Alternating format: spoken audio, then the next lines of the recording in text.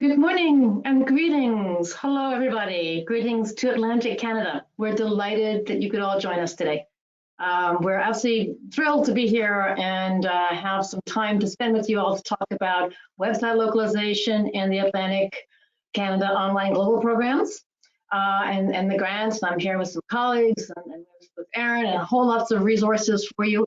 So as I said, we're really pleased that you could all join us. Take the time out of your day today to listen to what we have to tell you about, a new, very innovative program. So while you're all, the last of you are just logging on there, I'm just going to perhaps start by introductions and introduce ourselves. So my name is Susanna, and I'm Chief Content Officer at IBT Online. And so I get involved in everything that has to do with content for websites, like keyword researches and content and sitemaps and things like that. And I'm really pleased to be joined by my colleague Samantha Safici, Senior Online Business Development Manager at IBT Online. And Samantha has a wealth of experience to share about companies and how their strategies for online tools, how they can develop, how can they use them. I was going to be talking today particularly about buyer personas and journeys, and also details of the online global program. And we are very, very pleased indeed to have Aaron with us. Aaron Smith, the endlessly cheerful Aaron, who's the program manager for the CBDC, for the Nova Scotia Association of CBDCs. And Aaron is going to be your one-stop shop for everything about the Atlantic Canada resources, questions, funding, applications, all of it. Aaron's got the answers. So there you go. A very quick question, a very quick note also about who we are as a company, just very briefly. So IBT Online, IBT stands for International Business and Technology. And we've been around since 2002, and we are 100% focused on online business development tools. That basically means websites and online marketing for companies that want to work internationally. So that's our sort of unique selling point, as it were. It's international and it's online. And we're very pleased to be with you today. And we are absolutely thrilled to be working with the Atlantic provinces, the Atlantic Canada provinces, to roll out these programs and to help companies in the Atlantic provinces to go online globally. Here's the agenda for today. So as you can see, we've broken it up into 6 big pieces. And during these sections, we will have a few polls. So asking your opinions about things. We'd really appreciate some participation from you. Get your mouses, click on whatever it is applicable for you. That'd be great. The other thing is that this webinar is recorded, and we will be sending you a link to the recording. Probably, let's see, on Thursday morning, you'll get a link in your inbox to today's webinar as well, and so that you can listen to it when you want or share it. Go right ahead. And I guess the last thing is that there's a little survey at the end. It takes literally 30 seconds for you to look it through. And again, it would really be helpful if you could just fill out that little survey, and it helps us sort of orientate the webinars better. So without further ado, I'm going to start talking a little bit about the Atlantic Canada program and how that is. And as I said, one last thing maybe that I should say. Drop in some questions. Just open the little chat box or the question box on your right-hand side of your screen. Pop in your questions. We have saved time at the end for questions. So today's webinar is scheduled for an hour. In fact, it's about 40 minutes, 45 minutes maybe, and then we've got time for questions. So please do put questions in. We're delighted to get any feedback and questions that you might have. Anything regards online and anything that regards Atlantic Canada online global programs. So with that, let's talk about some of the things that we're seeing, and some of the the things we have put in place for Atlantic Canada companies. And really, I guess you know, if there are some very, very strong dedicated resources. And what was striking as well was seeing the 4 provinces working together to say, what can we deliver of use in 2020? What could we give our companies and our provinces something that's dedicated to them? And really, they you know, from Nova Scotia to PEI, Newfoundland, and so on, all grouped together and said, you know, worked together and said, you know, let's figure something out. Well, we can build these online global programs for them. I should say as well, this webinar is in English, but please do know that the program is bilingual. You know, put your questions in French. We'll reply in French. If you want to do online global programs with a French person opposite you speaking French, that's good. That's fine. We'd welcome it. We have, for reasons of time, limited today's webinar to English. So anyway, you've got these dedicated resources, all of the provinces of Canada working together for you. And they put together something which I think is quite innovative. So these online global programs, and they centralized everything through the Nova Scotia Association of CBDCs. That's what Erin comes in. And from our point of view, what we wanted to do as well was sort of reflect that and say, what can we give to you as well that would make you an easy place to find everything? Because this, in fact, is quite a big program. It involves a lot of websites, a lot of e-commerce websites, webinars, all kinds of resources for you. So if you look at that web page on the bottom of this slide, that page is dedicated to Atlantic provinces, Atlantic Canada, and all information about the webinars, about the program, about how it works, who to contact, you can find on that page for that. So, you know, if you wanted to register for other webinars, go right ahead onto that page and so on. So there's a lot of things on that page already, including details of the types of programs and the websites and e-commerce sites that we're proposing, as well as the webinars. And as I said, the webinars are all there, and you can go to the page, download and register for whichever webinars you're there. In total, there are 9 webinars. I've listed the first 5, but there's also, you know, online in Europe, online in South Korea, lots of places. So, you know, do take the time to explore the resources that are available to you, and keep in touch. And so I'm going to pass the mic now over to Erin to talk a little bit about some of the dedicated resources for the CBDC and how that works out. Thanks, Susanna. So thanks everyone for participating today. I am Erin Smith with the CBDCs. We do business financing, training, and advice for businesses across Atlantic Canada, and really feel very happy to be the delivery partner for this project. So it's funded through the Atlantic Trade and Investment Growth Agreement, which is a partnership of ACOA, the Atlantic Canada Opportunities Agency, and the 4 Atlantic provincial governments. And actually, I think probably on here today, we've got a number of the various government department folks with us, from ACOA, from Opportunities New Brunswick, NSBI, Government of Newfoundland and Labrador, and Innovation PEI. So a shout out to all of you on there. If at any time you've got any questions about different programming, different questions on exporting, feel free to, you can reach out to me and I can connect you to the right person in your province that you can be talking to. There's lots of stuff going on right now in the export world, and lots of programming that you might be able to take advantage of. So our goal for these webinars is to equip you with some skills that you'll need to successfully export online. COVID-19 has really amplified the need for online selling, and we're hoping that these digital tools can make that task a little easier for you. So as Susanna had said, we're covering a number of topics over the next number of weeks.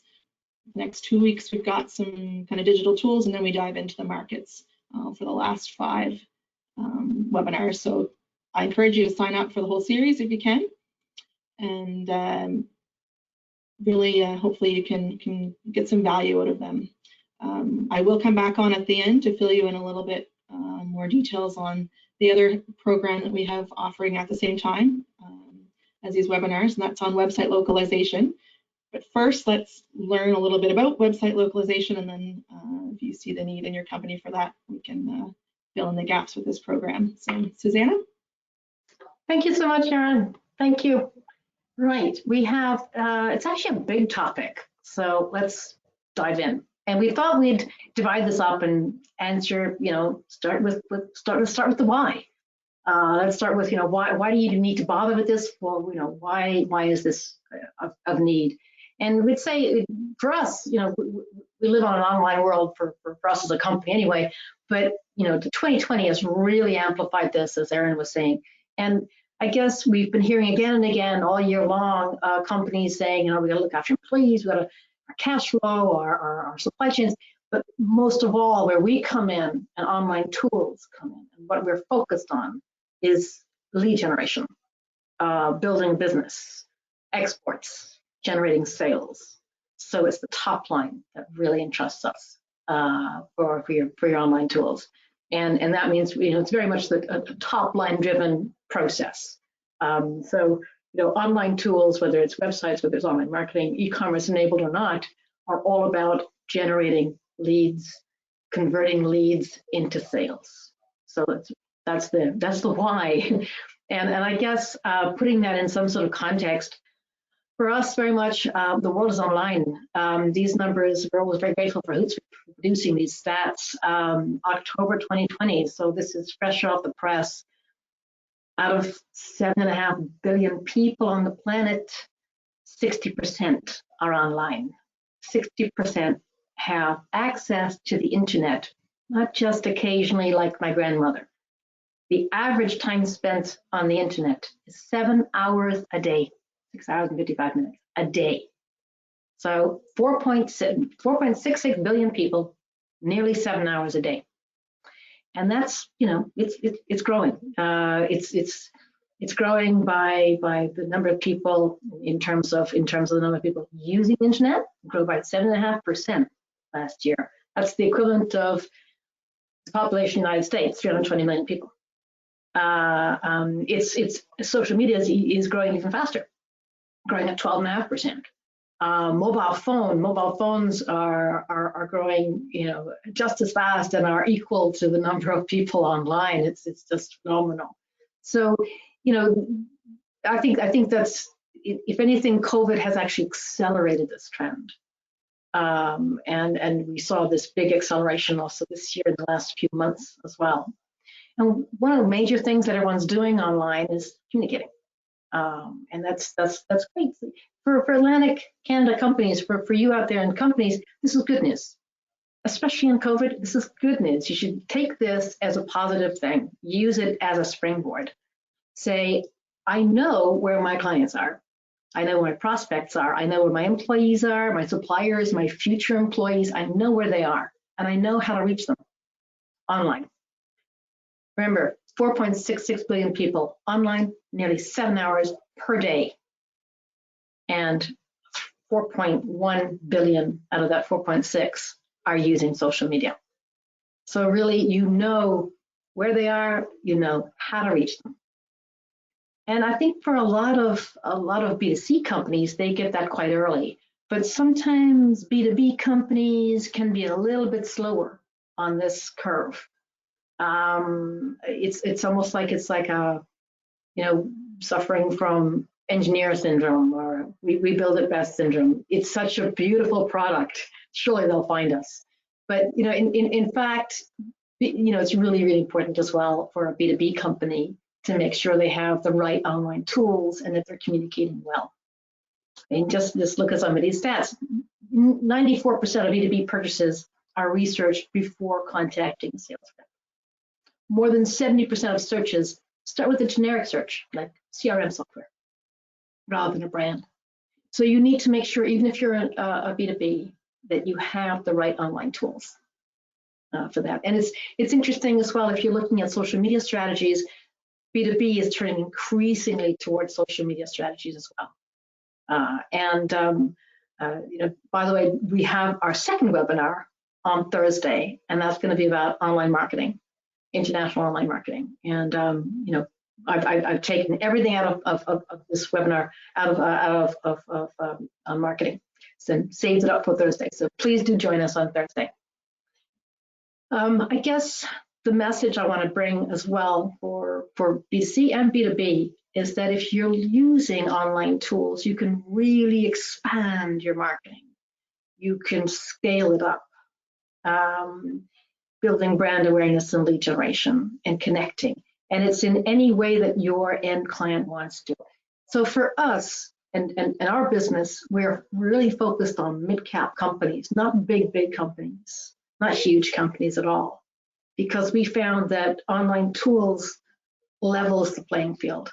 You can punch above your weight. You can reach new audiences, reach new territories, reach new markets, generate new leads by using the right kinds of online tools and the right kind of social media tools as well. So, you know, in answer to why do Atlantic Canadian companies need online business development tools, we believe that it's beneficial for you because the world is online. 60% of the world is online, and they're online all day, all their working day. It's also important to have them to prepare for this new normal. Even when we do finally find a vaccine and all that stuff, we're not going back to pre-COVID. We're going to adapt differently. Don't have a crystal ball, I don't know how it's going to be, but it will involve a greater use of online tools. So, you know, get found, be understood, do business, use online tools to do that. And I'm going to talk now, I'm going to hand over, I think, to my colleague Samantha to talk a little bit about, you know, what are localized websites? What are they? Samantha? Excellent. Thank you, Susanna, and hello, Canadian companies. So thank you so much for having me today, and thanks for joining our webinar. So what are localized websites? Well, we tend to divide these online tools into two separate sections. And the first one is your website, localized websites, or your domestic Canada website, whether it's B2B, B2C, B2G, with or without e-commerce. That's the first half. Then the second half is your online marketing, and that includes search engine optimization, social media marketing, email marketing, content marketing, all that fun stuff that you'll be learning all about in future webinars.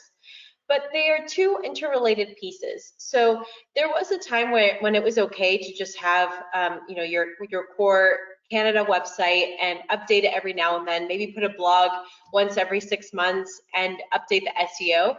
But now that the online world is much more competitive and everybody and their mother has a website, it seems like you need to do a little bit more than that. You need to be updating your website pretty regularly, both the SEO and be putting new information up, putting relevant content up, and you also need to support it with international online marketing.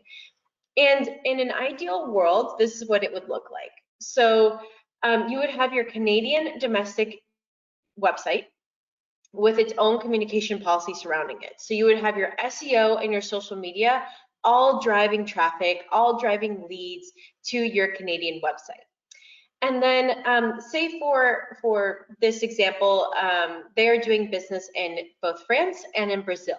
So France and Brazil each have their own localized website for the dedicated market so that the user has a really great local user experience. And it also has a communication policy surrounding those two websites. So the SEO and the social media is going to be in Portuguese for Brazil and in French for France, and it'll all be feeding into those localized websites.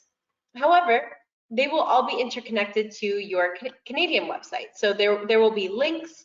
The branding will be very similar, and that's very important when having localized websites and going internationally. We want the look, the feel, the function to be very similar to your US website, so it doesn't look like it's a completely different company when they go back to your Canadian website from the French website, for example. So as a takeaway, you want to make sure to have localized websites first and then online marketing to support them. So a website connects kind of like real estate, with specific goals, with clear buyer's journey, with clear mapping and metrics, and all the other essentials that we'll be talking about today. And the reason for this is because each country has its own buyer persona, and each country will kind of differ from one another. So what is a buyer persona? Let's first dive into that. A buyer persona is a semi-fictional representation of your ideal customer base based on market research and real data about your existing customers. And the point about defining your buyer persona is that it allows you to make sure that you're marketing to the right person at the right time with the right message, saving both you and your company a ton of time and resources. And as an example of that, we have Zipcar. And Zipcar is just so incredibly clear as to who their buyer persona is that they actually have it in their mission statement. They are looking for someone who's urban, educated, tech savvy, and environmentally conscious. And if you look at their communication policy, in this example, an Instagram post, it completely speaks to that. The example shows two people that are young. They look like they're environmentally conscious because they're holding plants. It looks like an urban environment. And Zipcar actually goes a step further by using the appropriate hashtags. So if you take a look, it says hashtag back to school, hashtag plants, hashtag dorm life. And if you don't know who your buyer persona is, the best way to do it is to get your sales team and your marketing team together and have them talk about who the marketing team is marketing to at the moment and who your sales team is selling to. And they will find a really great mix of the two of them to figure out who your main buyer personas are. But you want to keep in mind that your buyer personas, you can have multiple buyer personas. And not only that, but your international buyer personas will probably look different than who your domestic buyer persona is. So on this slide, there's a few questions that you can start asking yourself. For example, are there multiple buyer personas for my export markets? How do they find me? What do they care about? How do they like to interact with me? How do they like to buy from me? And we have an example here from L'Oreal, and this is when we were first shutting down, we were socially distancing, people were not allowed to go to salons to get their haircut. So in this example, L'Oreal is telling their buyer persona, so in the US, that they are there for them. They are there to support them in these really difficult times when people aren't visiting salons like they used to. However, if you take a look at their Australian site, their Australian site has a completely different message. There is no mention of COVID-19, of coronavirus, of socially distancing, nothing. Instead, there's a focus on the climate. And this is probably because Australia suffered those really horrible fires in the beginning of the year. So L'Oreal knew that their buyer persona, that's what mattered to their buyer persona. So that's what was reflected on their website.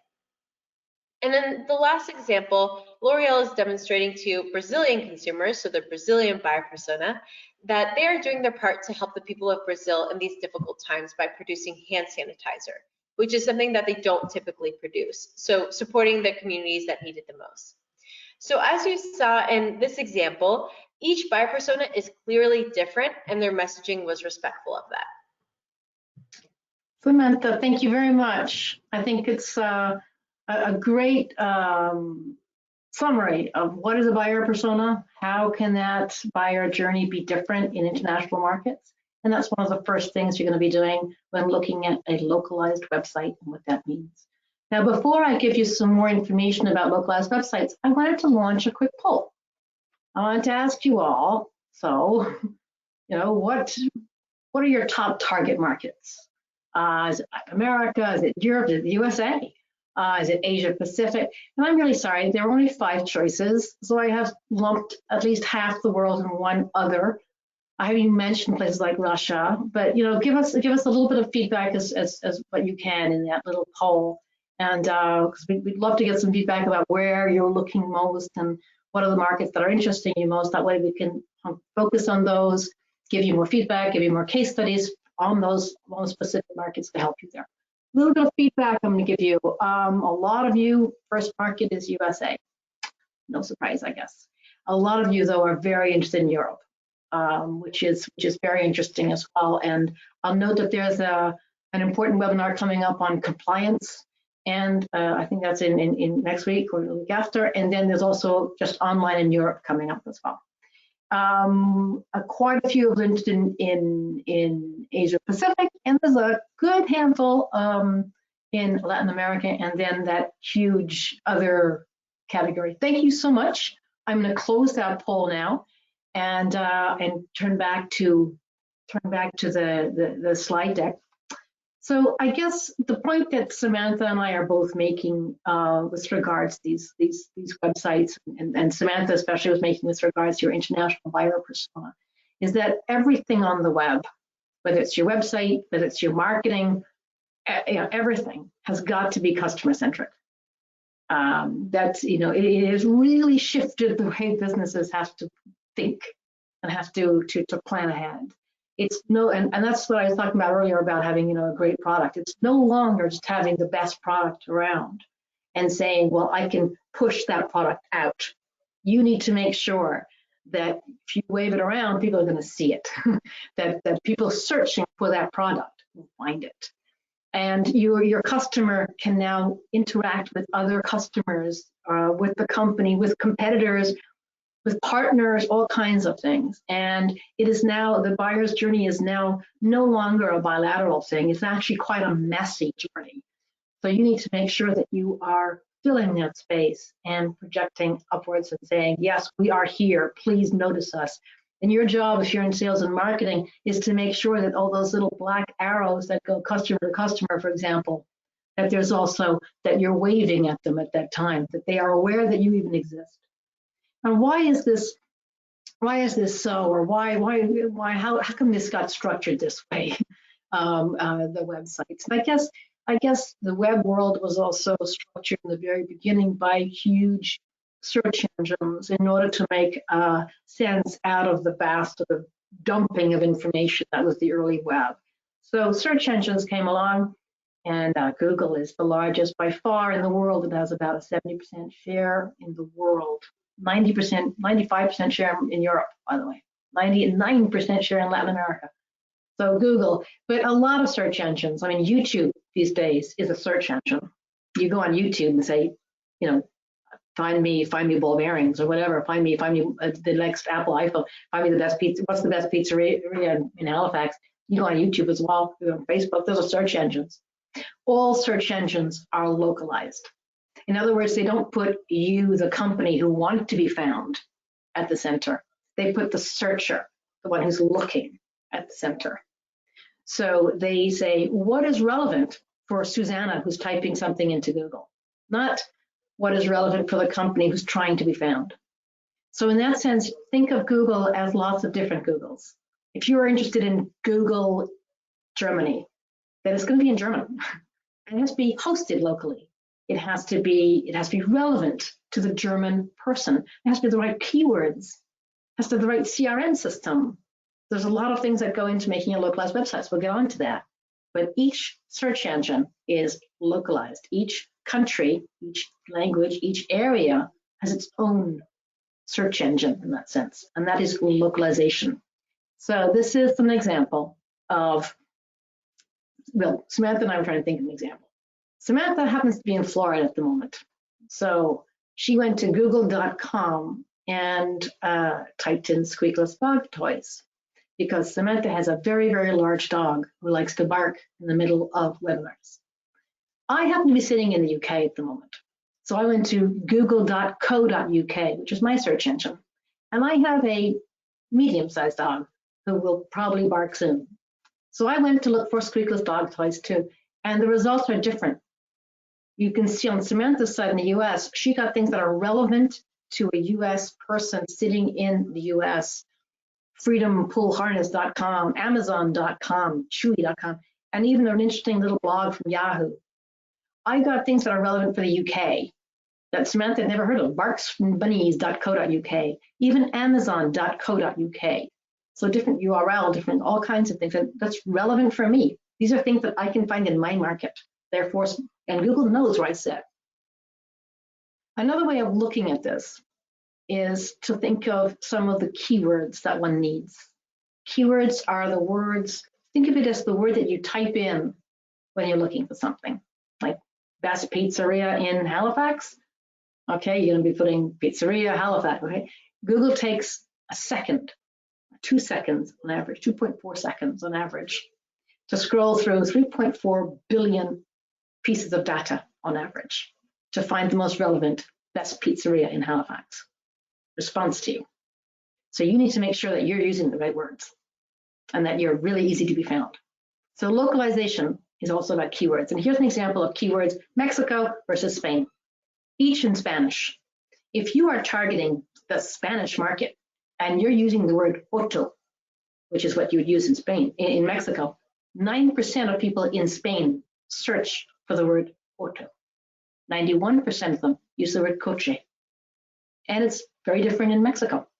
So it's the same search engine, Google, same language, Spanish, different keywords, and therefore different ways of approaching Google ad campaigns and strategy. If you had a website that was localized, you could look at your Google Analytics, your Google Console, and find something similar to this.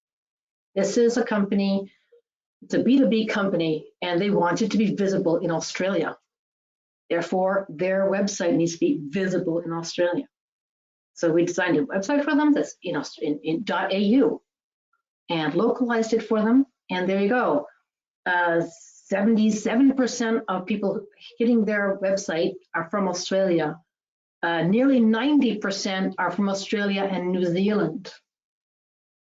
And just 10% are from outside Australia and New Zealand. And even there, it's mixed between Anglo-speaking countries like US, UK, India, Canada, and the Philippines.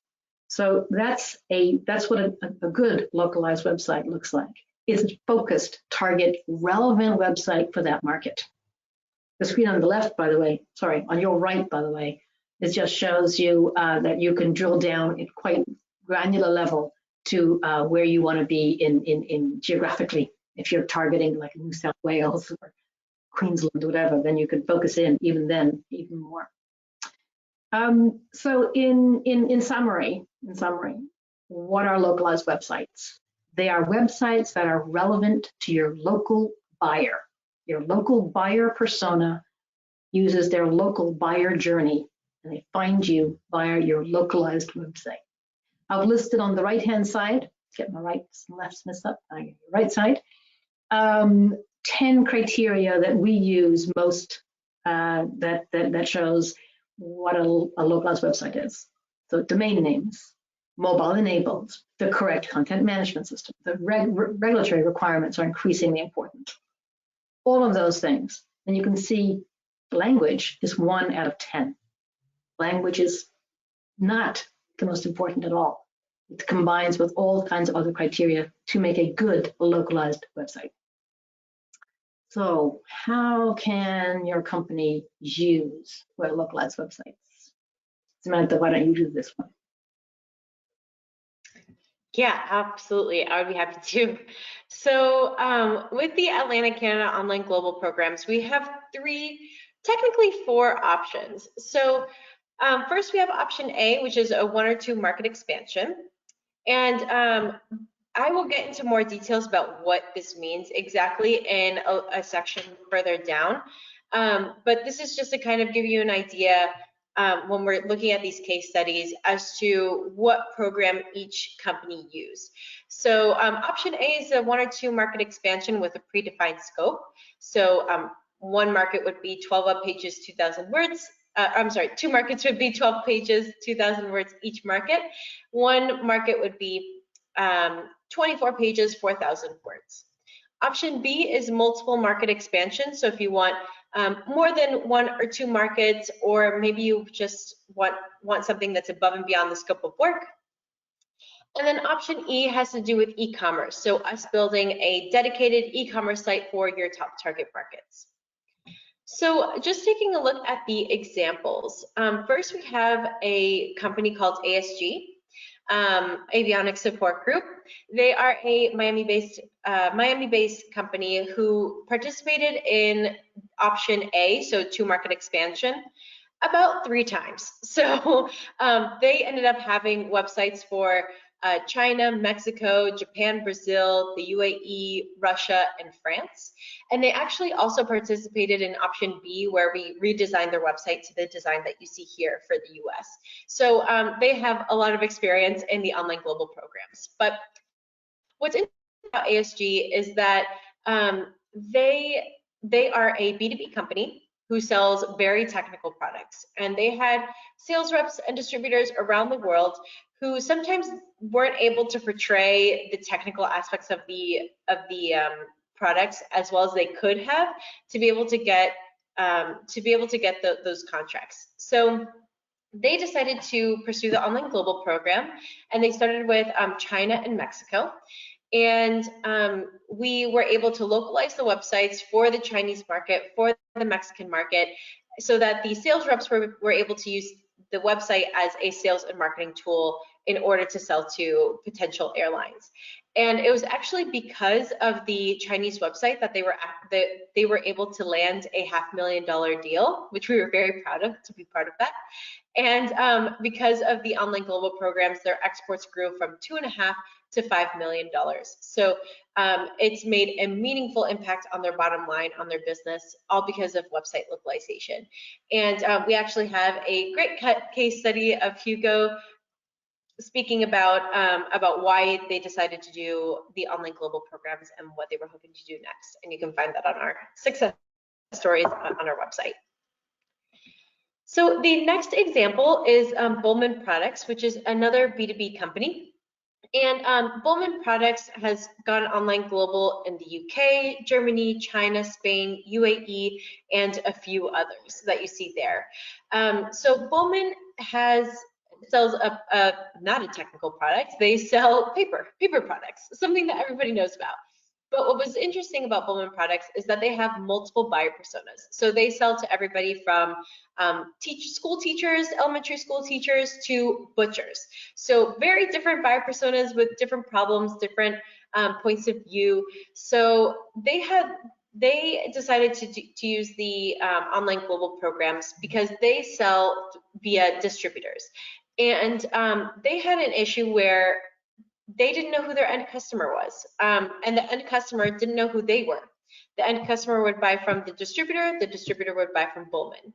So there was no communication between the two ends. And Bullman wanted to change that. They wanted the customer to know what paper products they were buying. They wanted to know who Bullman Products was. So they decided to have localized websites. So when somebody was searching for paper products, they would come upon the Bullman Products localized website first in the respective market. And then when they wanted to figure out how to buy the product or where to buy the product, it would be linked to the distributor site. So they would end up distributor. But it changed their whole business model around, where Bullman got in touch with the customer got in touch with Bullman and then was able to get in touch with the distributor to purchase. So it completely switched things around. It really created a lot of brand awareness. It created a lot of brand control for Bullman. So it made a meaningful impact to the point where they were growing at 22% per year by having localized websites along with localized online marketing campaigns.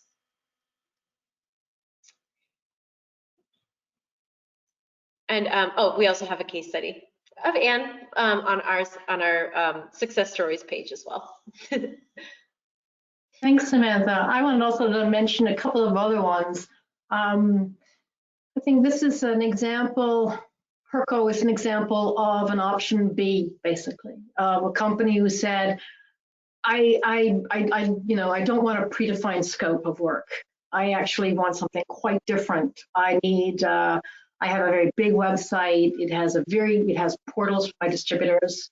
We do a lot of the service end as well. So it's important for us that there's a big service area for our website as well. And so we really wanted to have and the other point about them is they have a really, really strong distributor in Mexico. And so they said, we want to really give this distributor a sales tool. Let's give him a really strong sales tool. That way he'll be able to, even generate even more sales, be part of it and manage that website for himself. Give it to him. Obviously Herco keeps the URL, they keep the name, but they allow that distributor to use that website to drive sales. So they created what they call a Latin America website with a .mx for Mexico in particular. What was really important as well was that's just sort of maintaining brand control. It's very important in their business, they felt, to make sure that they were quite differentiated from some of the other precision molding companies. So the objective of the website, of the large website, focused on this one market and this particularly strong local distributor, was to grow brand recognition over time, impose a place, establish a strong real estate really in that market, and then use Mexico as a springboard to grow the rest of Latin America as well. The other thing they did was put a lot of emphasis on the search engine optimization, particularly keyword research for their Mexican website, and then backing that into their US website, which was lots of fun to do. So this big emphasis on getting the keywords absolutely right to make sure that they were really building up over time to be localized and to be recognized organically in these local markets, have real brand authority in those markets. So a great example of option B. Another example of an option B that I want to give quickly as well, which I think is interesting, Advanced Super Abrasives. They're a US company as well, but what was interesting was that they had a website which was, they just thought it was old. It didn't represent them anymore. And so they did two things. They wanted a redesign of their website, which we did, and then we built them a Mexican website and Latin America website as well. So first, a total redesign of their website in order to reflect the corporate values that they had at the moment, and to make sure that they were really, showing their customers how much they were caring for their own community and how much they were caring for their customers. It was very important for them to have an interactive website, as it were, a website that spoke directly person to person. And so that was it. And similarly, to drive that into Mexico. And the other objective of the website really was to show that the company itself was evolving. They started out really as diamond CBN wheels for like the lumber industry, and they're still very strong there, but they really wanted to get into the aeronautics, automobile, advanced manufacturing, and for that they felt they needed a more up-to-date, should we say, website.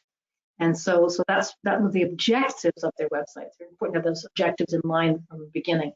And I wanted to share with you a little quote from Jonathan, as the CEO. It's a rather long quote from Jonathan, the CEO of the company, saying, this is a website they did in March this year.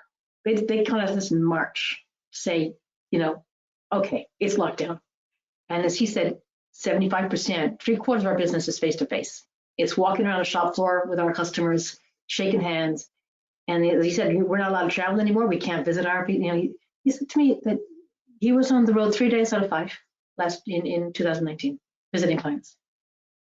And this year he doesn't go at all. So they had to totally change the way they're doing business. And as he said, that's why this website globalization is so important.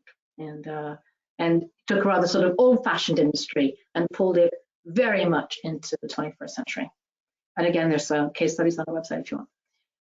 Quick look at some e-commerce websites.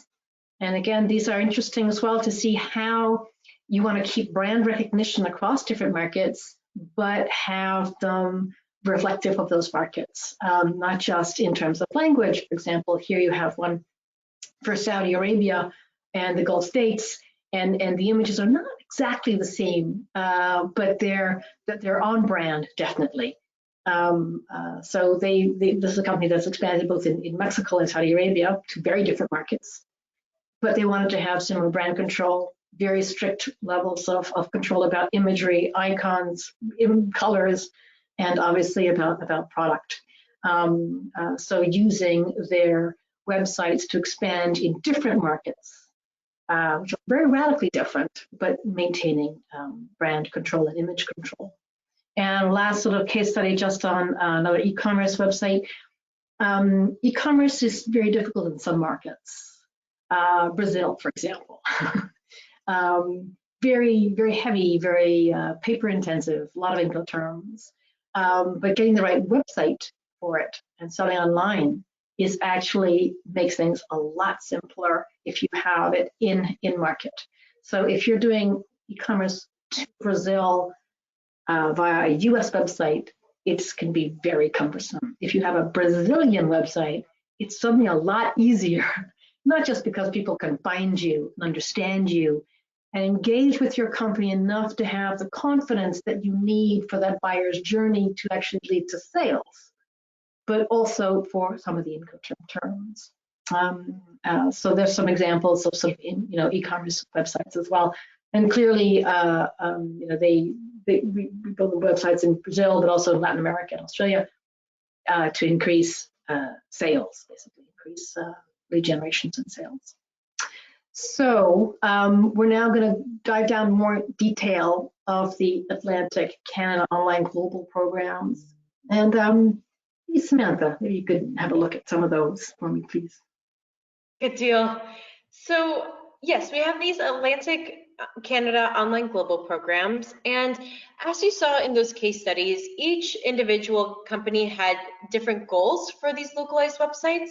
And we can absolutely tip and tailor the localized websites to those goals. So maybe it's distributor recruitment, distributor support. Maybe you want to reach new markets, or to grow your brand awareness, your credibility, your trust. And all of these things are covered under our online global programs, regardless of which option that you choose. But going into these specific programs, first we have option A.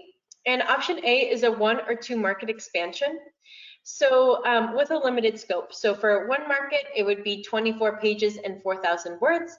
And for 2 markets, it would be 12 pages and 2,000 words each website. So by the end of option A, you'll have 1 or 2 websites completely localized for your 1 or 2 target markets. So for this example, we have one in English. I think it was for either Canada or India, and then the other one in Spanish for Mexico. So these websites will be based off of your Canada site, but we will go through the whole localization process, including proper domain names, local hosting, SEO keyword research, industry-specific translators, regulatory compliance, and so much more that we went over in this webinar. So by having these websites, they'll help you be found, be understood, and be easier to do business with in your top target markets. And in terms of budget, it's 16,000 Canadian dollars, and I know there's grants available to use towards option A if you wish to pursue it. Now we have option B, and option B is just anything above and beyond the scope of work of option A. So maybe your company is looking for a website redesign, or maybe you want to add international, one international site, but much larger than the 24 pages, 4,000 words. Then that would be covered under option B. And the budget is completely dependent on the scope of work and the functionality. So maybe you want to connect it to a CRM, or you want a different CMS, or you want completely new content. That'll all be covered under option B with the dependent scope. And it is also eligible for grants. Samantha, can I launch a poll, please? Please do. Okay. We just really wanted to find out from you all if you have an interest in learning more about the option A or option B, so the localized websites. If you have an interest, if you could let us know, we'll then circle back to you and let you know if that's of interest to you, and you know what your objectives are, how you would like to plan this, and so on. And you know, if you'd like, we could contact you by email, or we'll contact you first by email, and then if you wanted to have a call and discuss exactly what it is you want. Thank you for voting so strongly on that. We appreciate that very much. There's a lot of interest to see that. Thank you, and we will be getting back to a lot of you on that in due course. I'm going to close that poll, and now we're going to talk about option E and e-commerce. So we'll close that poll. Perfect. And if I can get my mouse to work, Okay. I'll go to option E. Beautiful. Here we go. Excellent. So option E is we would build a dedicated e-commerce platform for your specific target market. So in this example, and as you saw in the case study, we have VaporPen, where we created a localized e-commerce website for them for the Brazilian market. And this includes everything from the proper CMS, so Shopify, WooCommerce, depending on where you're going and what your preferences are, to shopping cart functionality, making sure that the currency is correct, all of those things that are absolutely vital for a functioning and a nice user experience on a website. So the budget for the e-commerce platform is dependent on how large and the type of functionality of the e-commerce website. So if you have a relatively small e-commerce website, so 20 pages, 100 SKUs, and a certain amount of words, and there's more information on the Canada page if you want to get into the specifics, it'll be 16,000 Canadian dollars. Medium size is 50 pages, 250 SKUs, and that would be 26,000. And then large is 100 pages, 500 SKUs, and that's 40,000. And we actually also have an extra large option for those companies that are that have more than that, and that's also on our website as well. And if you want to participate in option E, there are grants available for this specific program. Great. Samantha, I'm going to launch a poll and ask if anyone wants to find out more about that, find out more about the option E, e-commerce, Atlantic Canada Online Global Program, option E, and the grants are available. What does it actually mean? What kind of content, what kind of plugins, what platform do we use? All of that. If you want to have some of that information, please let us know, and we can circle back to you and give you responses and find out what you're looking for on that. And again, I appreciate that. Thank you very much indeed for those responses. Again, a very enthusiastic response for that. We appreciate that. Thank you. Right, I'm going to close that poll now, and I think we're going to turn over to Erin, who's going to give us some information about how to apply and perhaps some of the funding that's there. Perfect, thanks, Susanna. So each of those options is eligible for funding through this program. We can cover up to $15,000 towards the cost of this. So anything above that would be on your dime. And this also includes a bit of a roadmap development that also comes with these options. So you'd start out with a one-on-one meeting with IBT Online to kind of figure out what your needs are, and they would create a roadmap document for you. So with that and the kind of minimum level of website, that would be $17,500.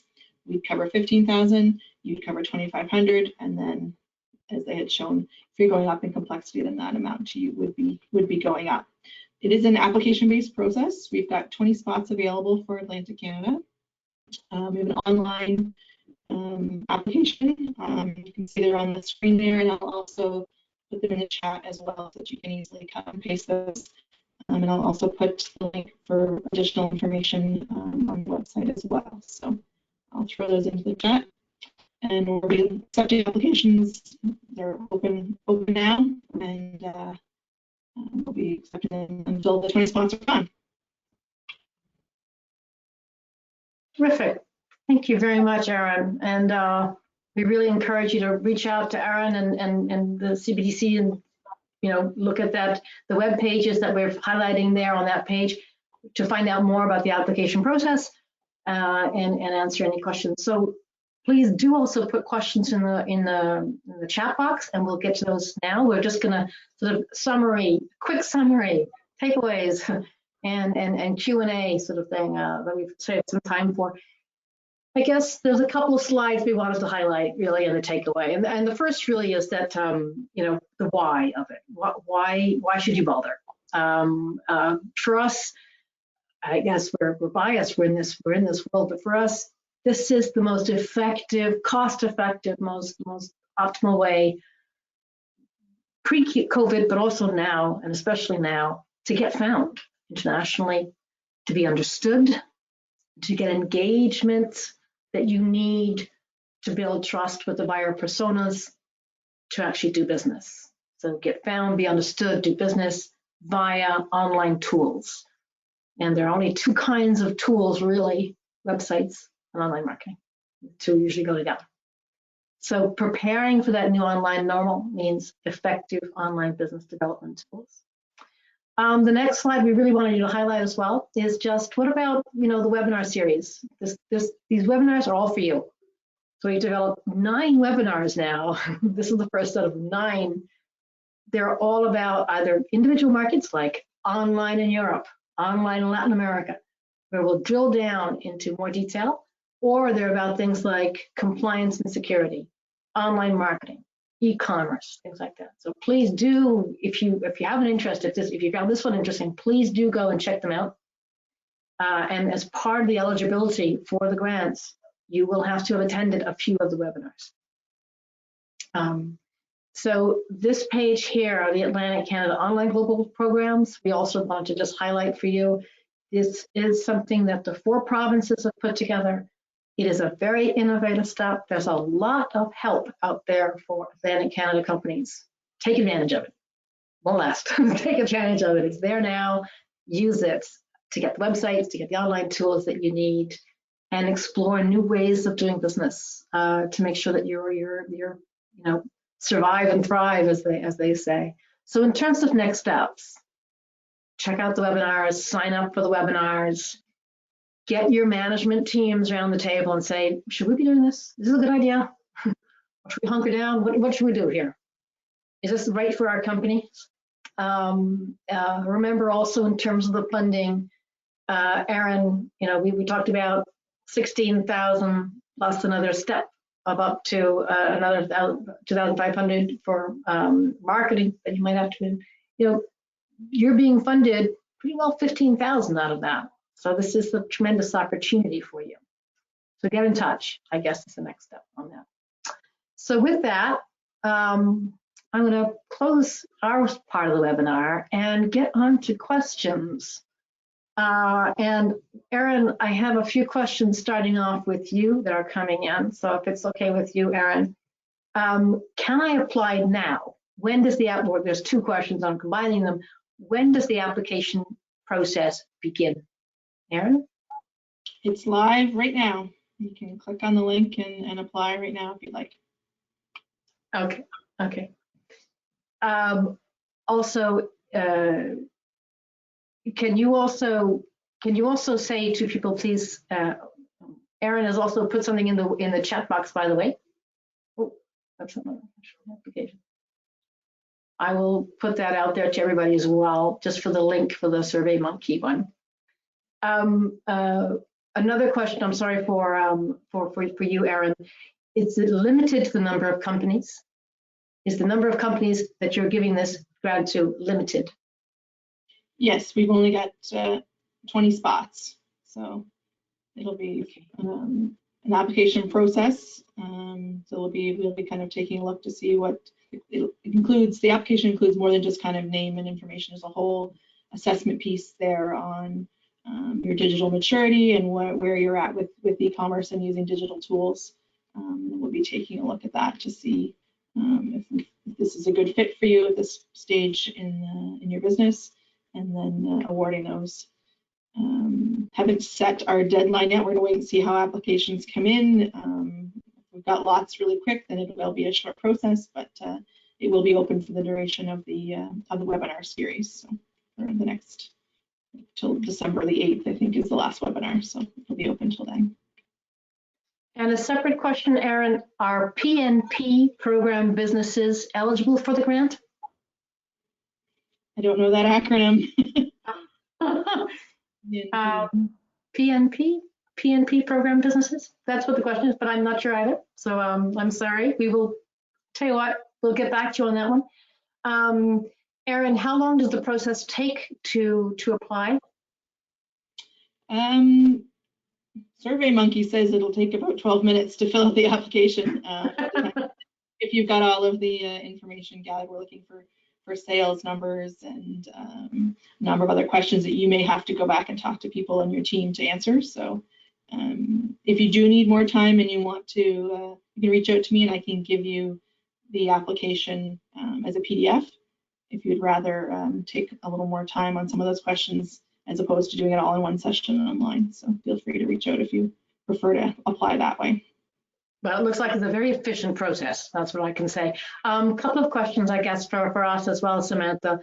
Can you help with URLs? I guess they mean buying URLs or getting URLs, the right URLs for the countries?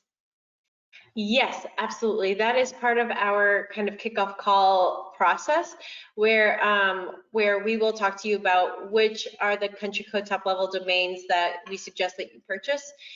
You will be the owner of them. We don't own any of the domain names, but if you have any trouble purchasing the domain names, we are here to help. And there are other options available if we end up not being able to purchase them. Okay, thanks. And Samantha, here's one. Can I convert a localized website into an e-commerce site?